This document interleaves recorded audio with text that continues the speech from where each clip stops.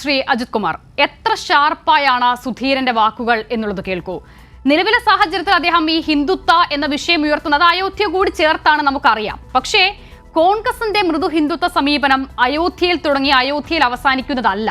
പക്ഷേ ഒരു മുതിർന്ന നേതാവിന് പാർട്ടിക്കുള്ളിൽ ഉന്നയിച്ച ഇത്തരം വിഷയങ്ങളിൽ ഒരു തരത്തിലും നീക്കുപോക്കുണ്ടാകാത്ത സാഹചര്യത്തിൽ മാധ്യമങ്ങൾക്ക് മുന്നിൽ വന്ന് പരസ്യമായി അത് പറയേണ്ടി വരിക എന്നുള്ളത് എത്രമാത്രം ദയനീയമാണ്. സിത, ശ്രീ സുധീരൻ്റെ അദ്ദേഹത്തിൻ്റെ ചില പരാമർശങ്ങൾ ഇപ്പോൾ നമ്മൾ കാണുകയുണ്ടായി തുടക്കത്തിൽ. അതിൽ പല കാര്യങ്ങളോടും അല്ലെങ്കിൽ അദ്ദേഹം വാക്കുകളൊക്കെ അവിടെ നിൽക്കട്ടെ, ആ സ്പിരിറ്റ് നമ്മൾ ഉൾക്കൊണ്ട് തന്നെ നമുക്ക് ഈ ചർച്ച ആരംഭിക്കാൻ തോന്നുന്നു. തീർച്ചയായും ഒരു മൃദു ഹിന്ദുത്വ സമീപനം എന്നുള്ള അതിലേക്ക് വരട്ടെ. അതിനു മുമ്പ് ശ്രീ സുധീരൻ ഒരു പക്ഷേ പാർട്ടി വേദിയിൽ തനിക്ക് പറയാൻ കിട്ടാത്ത അവസരം അതിപ്പോൾ അദ്ദേഹം മാധ്യമങ്ങളുടെ മുന്നിൽ ഉപയോഗിക്കുകയാണ് ചെയ്തത്.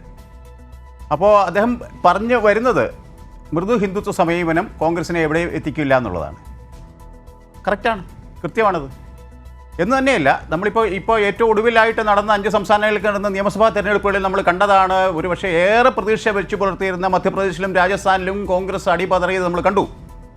അത് പക്ഷേ ഈ പറഞ്ഞ ഒരു മതപരമായ സമീപനത്തിന് ഉപരിയായിട്ട് അവിടെ ചില നേതാക്കളുടെ തൻപോരിമയാണ് നമുക്ക് കൃത്യമായിട്ടറിയാം. I am the state, I am the king എന്ന് ചിന്തിക്കുന്ന ചില നേതാക്കൾ ഈ 2 സംസ്ഥാനങ്ങളുണ്ടായിരുന്നു. രാജസ്ഥാനിലെ അശോക് ഗെഹ്ലോട്ടും സച്ചിൻ പൈലറ്റും അവർ പരസ്പരം എത്രയോ കാലമായിട്ട് കടിപിടി കൂടിക്കൊണ്ടിരിക്കുകയാണ്. മധ്യപ്രദേശിലേക്ക് വന്നാൽ നമുക്കറിയാം കമൽനാഥും ദിഗ്വിജയ് സിംഗും അവർ ഇതുപോലെ തന്നെയാണ്. ആരാണ് വലിയവൻ എന്നുള്ള ചിന്ത. അങ്ങനെയുള്ള നേതാക്കന്മാരാണ് കോൺഗ്രസിനെ ദുർബലപ്പെടുത്തിക്കൊണ്ടിരിക്കുന്നതും തെരഞ്ഞെടുപ്പിലെ പരാജയത്തിലേക്ക് അതിന് കാരണമാകുന്നത്. ആ ഒരു സമീപനമാണ് ഒരു പക്ഷേ ശ്രീ സുധീരൻ്റെ ഈ ഒരു നിലപാടിൽ കൂടെ ഉണ്ടാകുന്നതെന്ന് കേരളത്തിലെ കോൺഗ്രസ്സുകാർ ചിന്തിച്ചാൽ അത് അതിശോക്തിയില്ല. KPCC പ്രസിഡന്റ് ഒരു പ്രസ്താവന കണ്ടു. അദ്ദേഹം പ്രസിഡന്റ് ആയപ്പോൾ, ശ്രീ കെ സുധാകരൻ പ്രസിഡന്റ് ആയപ്പോൾ ശ്രീ VM സുധീരനെ അദ്ദേഹത്തിൻ്റെ വീട്ടിൽ പോയി കണ്ടു, സന്ദർശിച്ചു, സഹകരിക്കണം എന്ന് പറഞ്ഞു. അതിനുശേഷം ഒരു മറുപടി ഉണ്ടായിട്ടില്ല. ഇതേ പദവിയിലിരുന്ന ആളാണ് ശ്രീ സുധീരനും. KSUവിൻ്റെ സംസ്ഥാന പ്രസിഡന്റായിരുന്നു, യൂത്ത് കോൺഗ്രസിൻ്റെ സംസ്ഥാന പ്രസിഡന്റായിരുന്നു, KPC പ്രസിഡന്റുമായിരുന്നു.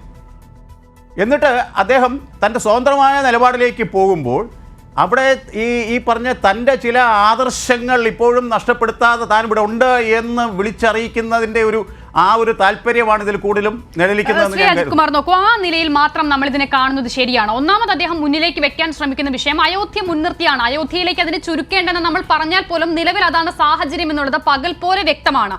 ഇന്നലെ ഇപ്പോൾ KPCC യോഗം ചേരുമ്പോൾ ആ വിഷയം അദ്ദേഹം അവിടെ ഉന്നയിക്കാൻ ശ്രമിക്കുന്നതാണ്. പക്ഷേ അതിന് ഒരുപക്ഷെ സാധിക്കുന്നില്ലായിരിക്കാം. താങ്കൾ നേരത്തെ പറഞ്ഞതുപോലെ അതിനെ തുടർന്നായിരിക്കും അദ്ദേഹത്തിന് മാധ്യമങ്ങൾക്ക് മുന്നിൽ ഇത്രമാത്രം പ്രതികരിക്കേണ്ടി വരുന്നത്. നമുക്കറിയില്ല ഉള്ളിൽ എന്താണ് നടന്നതെന്ന്. പക്ഷേ അദ്ദേഹം പറയാൻ ഉന്നയിച്ച വിഷയങ്ങളിൽ അവിടെ പൂർണ്ണമായും അവതരിപ്പിക്കപ്പെടാനുള്ള സ്വാതന്ത്ര്യം ഉണ്ടാകുന്നില്ല, അത് വ്യക്തമാണ്.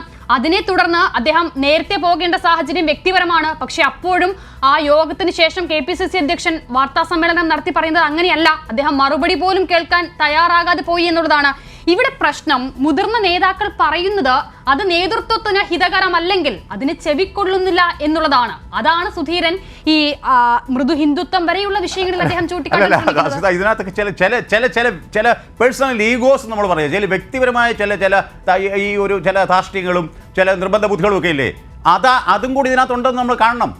മറ്റൊന്നും കൊണ്ടല്ല. ഞാനിപ്പോൾ ഒരു ആരോപണം ഉന്നയിച്ചാൽ അതിന് മറുപടി പറയേണ്ട ആള് പറയുന്ന മറുപടി കൂടെ കേൾക്കാനുള്ള ഒരു സൗമനസ്യം ഞാൻ കാണിക്കണം. ഞാൻ എന്തെങ്കിലും ഒരു ആരോപണം ഉന്നയിച്ചിട്ട് അങ്ങ് ഇറങ്ങി പോകാം.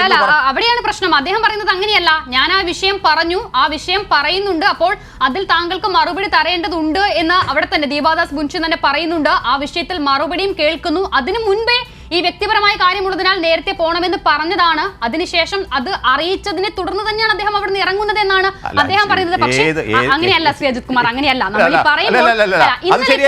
ആർക്കും വ്യക്തിപരമായ കാരണങ്ങൾ ഇഷ്ടം പോലെ എല്ലാവർക്കും ഉണ്ടാവും. എത്രയോ കാലത്തിന് ശേഷമാണ് ഇപ്പോൾ നേതൃയോഗം കൂടുന്നത്. അവിടെ നേതൃയോഗമല്ല, KPCയുടെ എക്സിക്യൂട്ടീവ് കൂടി. അപ്പോൾ അതിൽ പുതിയ AICCയുടെ ഒരു പുതിയ ഭാരവാഹി വന്നു. അപ്പോൾ അവരുടെ നേതൃത്വത്തിൽ പ്രിയന്ദദാസ് മുൻഷിയുടെ ഭാര്യ ദീപാദാസ് മുൻഷി വന്ന് അവർ കേരള രാഷ്ട്രീയത്തെക്കുറിച്ച് അവർക്ക് ബോധമൊന്നും ഇല്ലാത്ത ആളൊന്നും അല്ലല്ലോ. അവർ കാര്യങ്ങളൊന്ന് മനസ്സിലാക്കാൻ ഇവിടുത്തെ യഥാർത്ഥ ഗ്രൗണ്ട് റിയാലിറ്റി എന്താണെന്ന് അറിയാൻ കൂടിയാണ് അവർ ഇതിൽ പങ്കെടുത്തത്.